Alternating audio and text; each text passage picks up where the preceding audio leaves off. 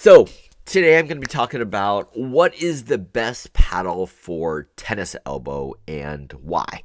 So I've been talking to a lot of people who kind of have pain in their elbows and recommending different paddles to try out, and I'll give you kind of the methodology behind what I think makes a good paddle for people with tennis elbow.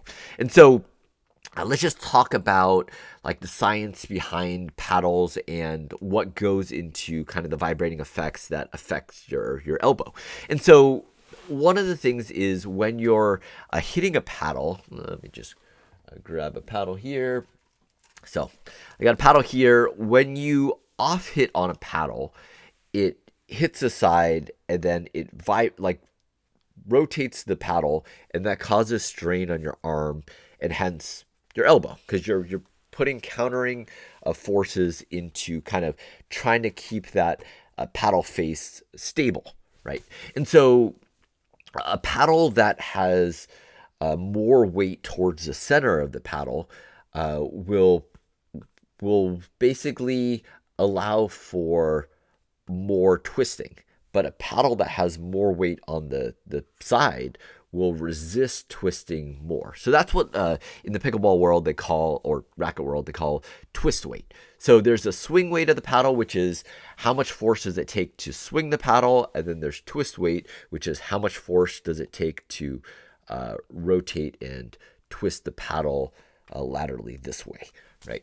And so if I'm thinking about, well, what sort of paddle will allow for like basically less twisting on the paddle as well as dampening. So those are kind of the two factors that go into it, as well as actually maybe third factor. The third would also be sweet spot. So the way that the paddle dampens the ball on contact, as well as how much it allows for the force of the paddle to get returned back into the ball, that's considered the sweet spot. So usually a paddle has a sweet spot kind of right here in the center, and then as you kind of go out, the sweet spot is basically you're further from the sweet spot, meaning if I hit further over here, the ball return will be lesser power.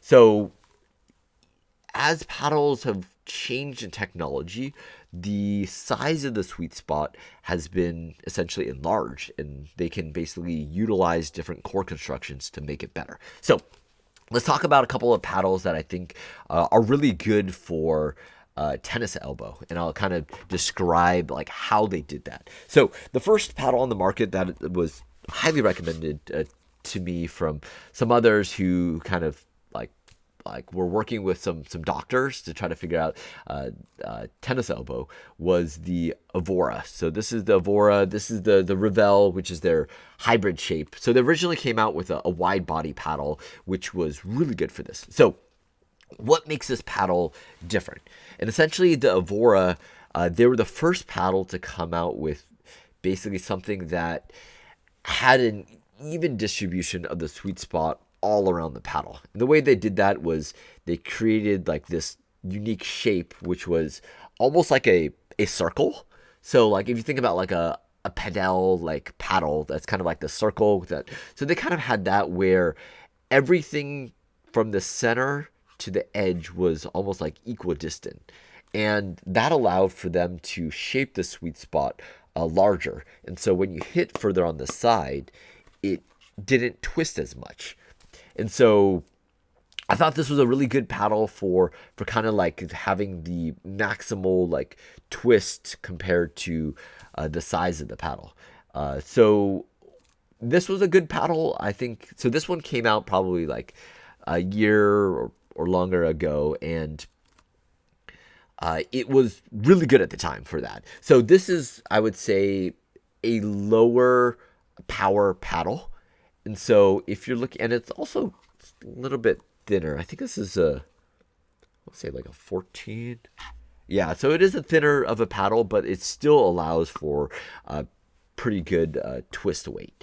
And so If you're looking for something that's more on the controlled end, you're not hitting as hard, good for your tennis elbow. I think the Avoura has been very good with that. So this is a what they call like a honeycomb core construction inside. So you're gonna get a little bit softer feel. And then another paddle that I think is very good for tennis elbow is the Boomstik. Actually, I got it back here. So this is the Boomstik.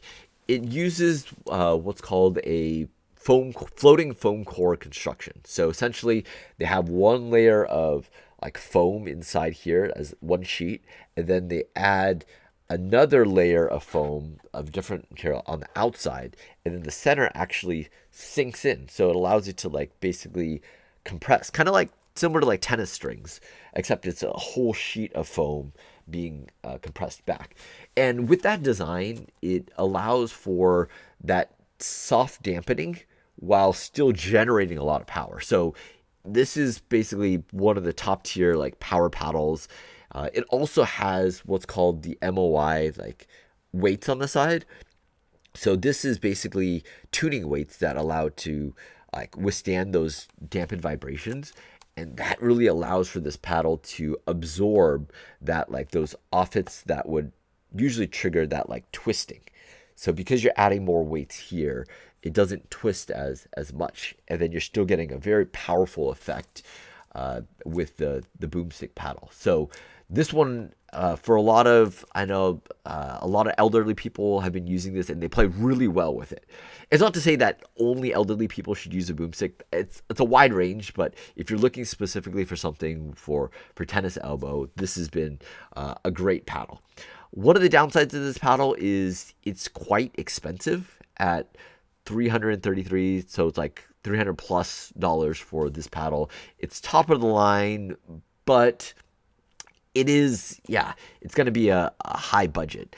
Another paddle that was good, that was kind of the, what is it, the Selkirk plaid, but that one's also going to be a premium of $350. So not everyone can spend that sort of budget. So one of my other picks for a great like tennis elbow paddle has been the Gatorstrike Gen 5X Armor.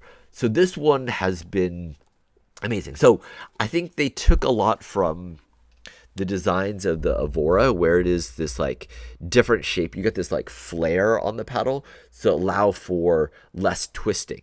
So I think that's something, if you're looking for more stability, these kind of like newer generation shape paddles have been good for that. So it allows for less twisting here, but the Gatorstrike is a very high power paddle, but it also allows for great dampening. So similar to the Boomstik, the Gatorstrike is high power, but the construction of the inside of this Gatorstrike is very interesting. So it's foam core inside, but they allowed for like ridged channels of foam that allow for dampening.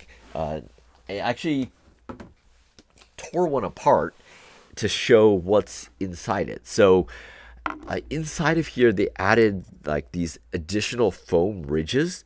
So when you hit in the center, you're usually not going to have as much force going into your arm because that's right at the center of the paddle. But when you off hit, like when the ball makes contact here, rather than twisting the paddle and causing that strain on your arm, this dampens the feel here. But then because they still have the foam ridges here, you still maintain that power. So like I mentioned, like the sweet spot. So the sweet spot of this paddle is actually very large because you still have the channels of harder foam here while dampening the vibrations around the side. And so originally the price on this Gatorstrikes are $250, but I think they have a discount that gets it down to $190, and then an additional discount code gets a Gatorstrike down to almost $150. So that's half the price of the Selkirk Boomstik while maintaining that top power and like control. So I think this has been my number one pick in terms of recommendations for a paddle for tennis elbow. Man, I said the The Avoura is good, but it is a little bit older in technology. This one still is about, I think, $200. I think it's $230, and there's discounts down to $200. It is a lower power paddle, so if you're looking for lower paddle power, the Avoura might be good. But I mean, this is the latest technology that just came out with the Gatorstrike. So highly recommend that, especially if you're looking to kind of fix that tennis elbow. I'm looking at the reviews on the website, and there's a lot of reviews from those who are 60 plus who probably get some more tennis elbow than other people, and they've been raving about this paddle. So definitely check it out. It has that power for when you need it, but also that stability to prevent tennis elbow. So all right, well, let me know what your thoughts are if you get this paddle, and be sure to subscribe, and I'll try to give away some of these for free later on. All right, see you guys.